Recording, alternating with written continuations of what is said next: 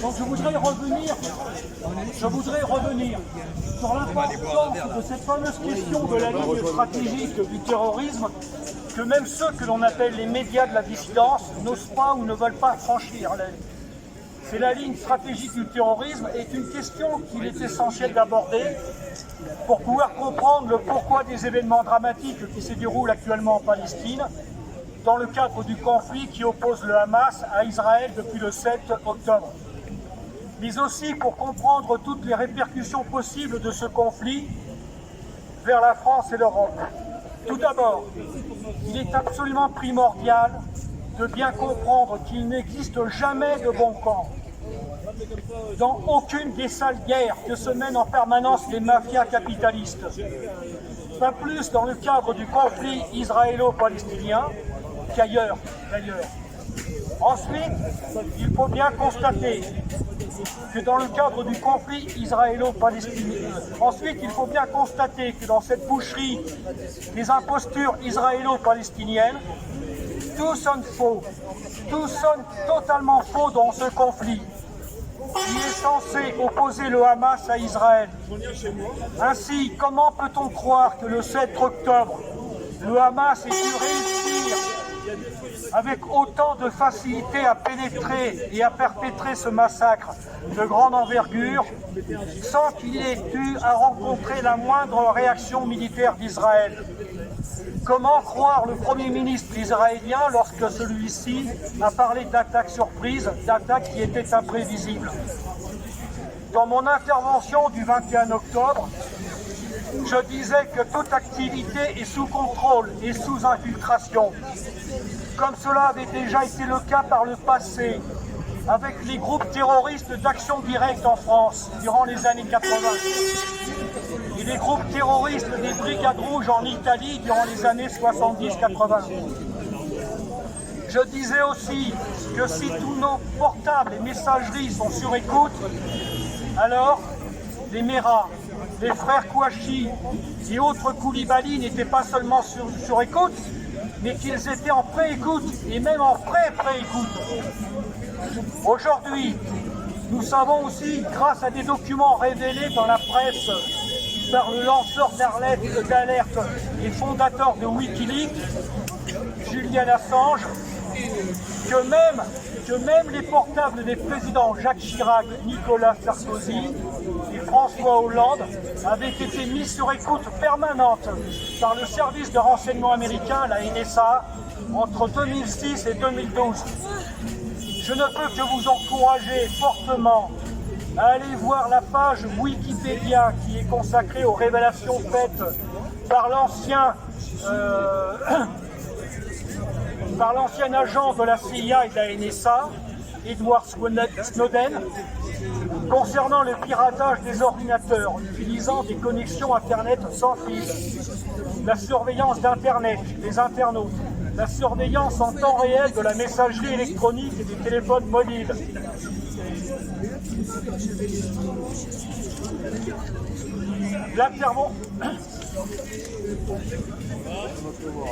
L'interception du contenu de toute communication au niveau mondial, ainsi que la surveillance de tous les moyens de télécommunication mondiaux par la NSA. La NSA a mis au point des backdoors, qu'on appelle des backdoors, des portes dérobées, des chevals de Troie qui pénètrent tous les ordinateurs sans exception. Je vous garantis que vous serez instantanément pris de vertige en découvrant l'ampleur des renseignements collectés par les agences, les services secrets de renseignement britanniques et américains, tels que la NSA et le FBI. Il me semble donc important de souligner à nouveau ici le fait qu'aujourd'hui, il n'y a pas un seul groupe djihadiste qui n'est pas sous contrôle et sous infiltration. D'ailleurs, il n'est pas inutile de rappeler que le Hamas lui-même est issu d'une branche des frères musulmans qui, à l'origine, avait été totalement financée et patronnée par les services secrets britanniques, le MI5 et le MI6 en Égypte, pour réintroduire l'islam au Moyen-Orient, afin d'emmener la jeunesse de tous les pays arabo-musulmans dans une impasse islamique. Et que maintenant, depuis 2017, le Hamas est directement financé par le Qatar, d'un montant qui se monte aujourd'hui à environ 30 millions de dollars par mois. Avec l'accord d'Israël, oui, vous l'avez bien entendu, avec l'accord d'Israël. Par ailleurs, il faut aussi savoir que le Hamas perçoit d'importantes aides financières de la part de l'Union européenne et des États-Unis. Nous avons affaire là à une belle brochette de mafia étatique. La vérité, c'est qu'Israël a tout fait pour faciliter le financement du Hamas à Gaza.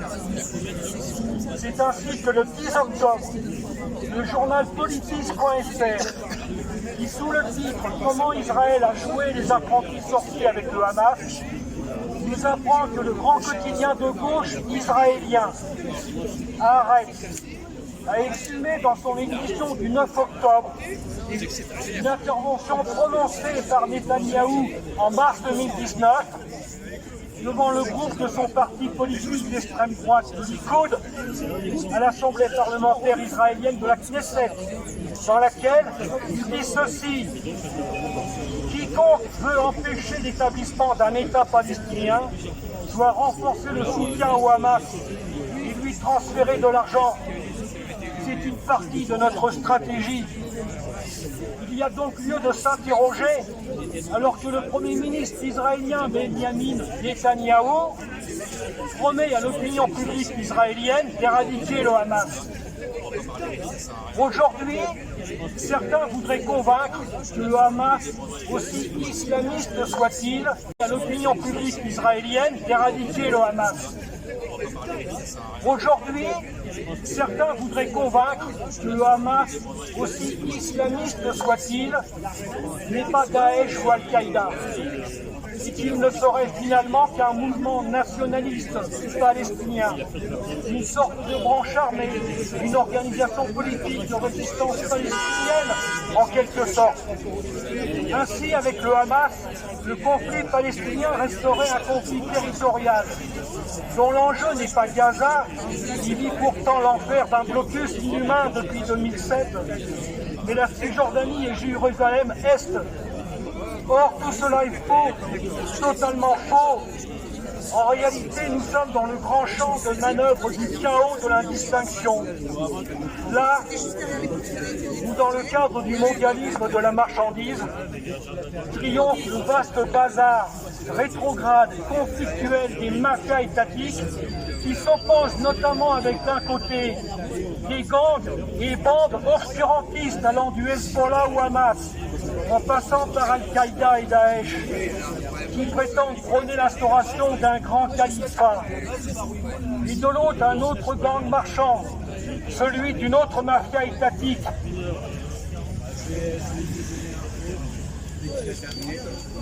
et qui est celle de la classe capitaliste israélienne, prétendant prôner l'instauration d'un grand Israël par l'accaparement des terres de la Palestine, bien sûr. Concernant Al-Qaïda et Daesh, Daesh étant l'acronyme arabe de l'État islamique. Rappelons-nous l'attentat du 7 janvier 2015 de Charlie Hebdo qui fera 12 morts et 11 blessés, et qui sera commis par 2 djihadistes se réclamant d'Al-Qaïda. Puis, l'attentat du 9 janvier 2015 au magasin hypercachère de la Porte de Vincennes, qui fera 4 morts et qui sera commis par un djihadiste se réclamant de Daesh.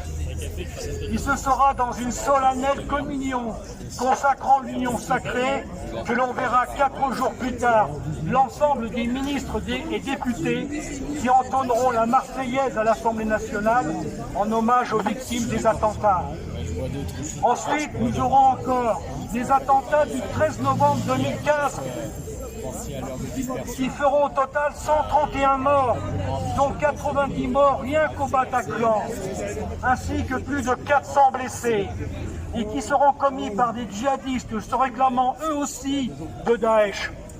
Enfin, je ne parlerai pas de l'attentat du 14 juillet 2016, à Nice, qui lui fera 86 morts et plus de 400 blessés, et qui sera lui encore revendiqué par Daesh. C'est l'ancien ministre des Affaires étrangères britannique et député travailliste,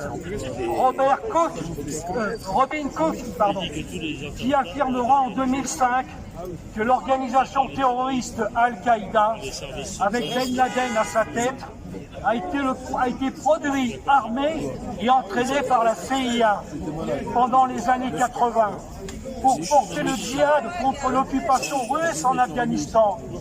C'est le fondateur de Wikileaks, Julian Assange, qui à partir de 2017 accusera la CIA d'avoir engendré les deux organisations terroristes Al-Qaïda et Daesh. C'est le général de division de l'armée de terre, Vincent Desportes, auparavant en poste à l'ambassade de France aux États-Unis, qui déclarera en 2014 devant la Commission des Affaires étrangères de la Défense et des Forces armées du Sénat que Daesh a été créé par les États-Unis.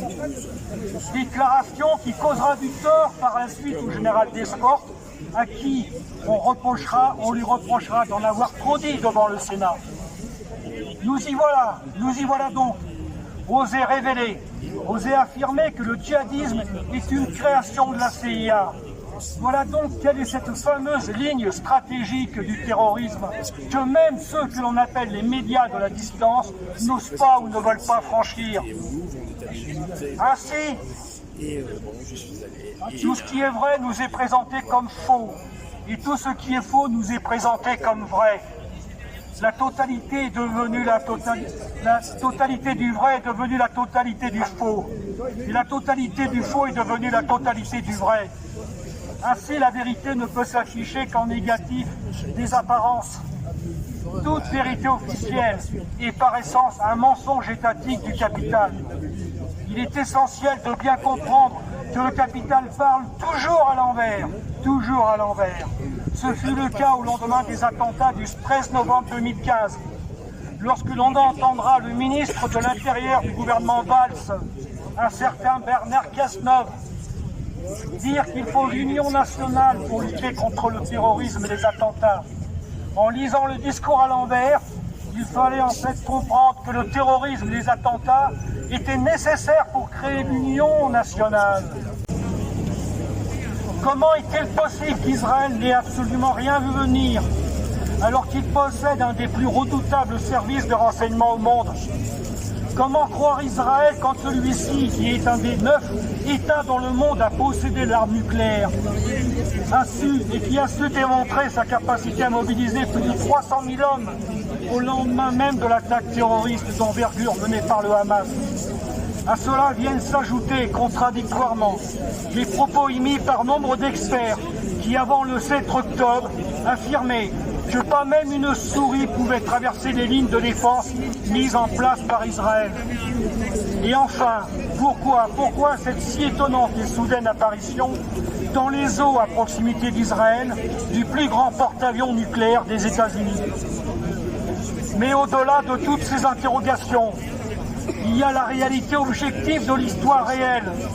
Et ce que nous enseigne l'histoire réelle, comme nous le rappelle si judicieusement Francis Cousin ainsi que Guy Debord, qui avait beaucoup étudié le cas des Brigades Rouges et du terrorisme en Italie, ce qu'il nous faut bien comprendre, c'est que le terrorisme est clairement un phénomène capitaliste de production étatique de masse, que tout acte terroriste intense, industriel, massif et d'intensité stratégique et étatique, que tout acte terroriste est étatique.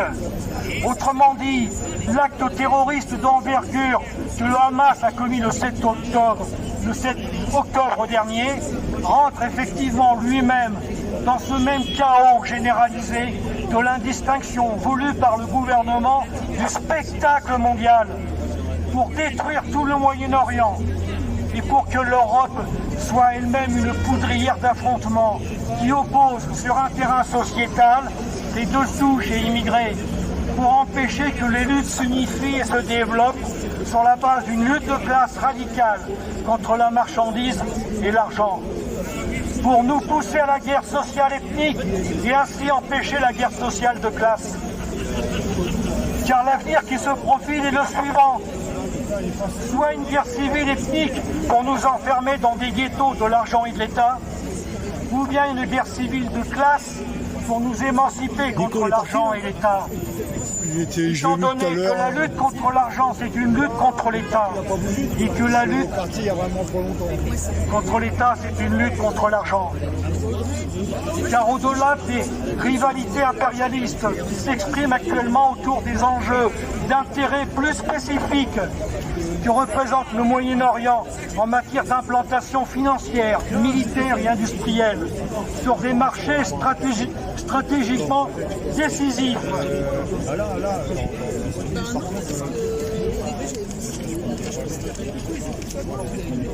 Il y a une véritable menace que craint par-dessous tout l'ensemble de la classe capitaliste mondiale aujourd'hui.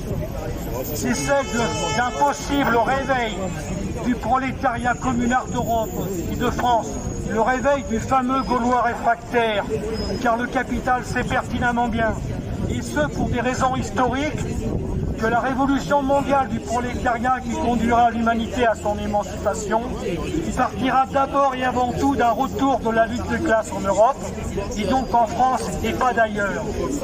Rappelons les mots de celui qui n'est autre que le troisième homme le plus riche de la planète, avec une fortune personnelle estimée à 58 milliards de dollars, et qui n'est pas un homme à plaisanter.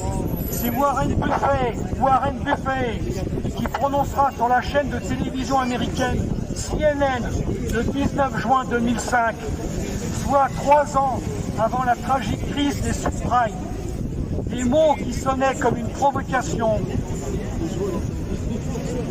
pas seulement à l'égard du prolétariat américain, mais à l'égard du prolétariat du monde entier, ainsi qu'à l'égard des couches moyennes sur qui pèsent des menaces en arrière-fond. Je le cite, il y a une lutte des classes évidemment, mais c'est ma classe, la classe des riches qui mène la lutte, et nous sommes en train de gagner. Voilà ce que disait Warren Buffett. Que ce soit au travers des guerres passées ou en cours, Iran, Liban, Afghanistan, ex-Yougoslavie, Irak, Syrie, Libye, Ukraine, Arménie, Palestine, etc.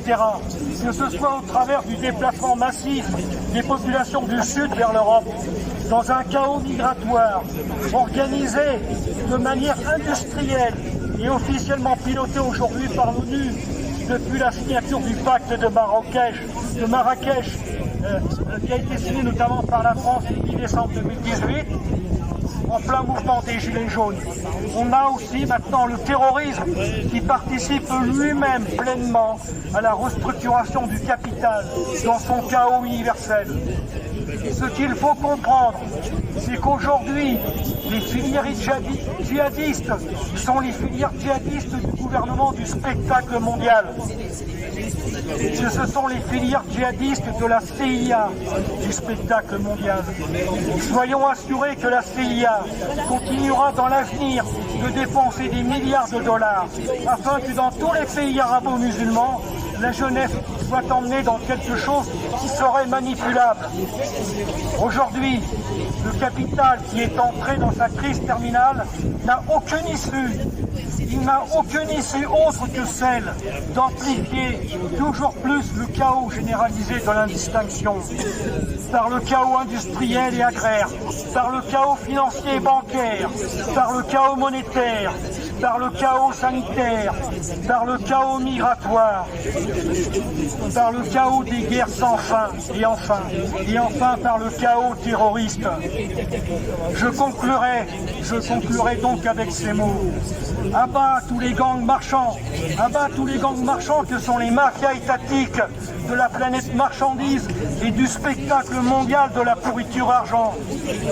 Non pas pour un monde meilleur, dans lequel notre servitude salariale sera aménagée, dans lequel notre misère sera améliorée, mais pour un monde nouveau, dans lequel la vie entière, la vie toute entière, sera débarrassée de l'exploitation, de la misère et de l'aliénation. Je vous remercie de votre attention.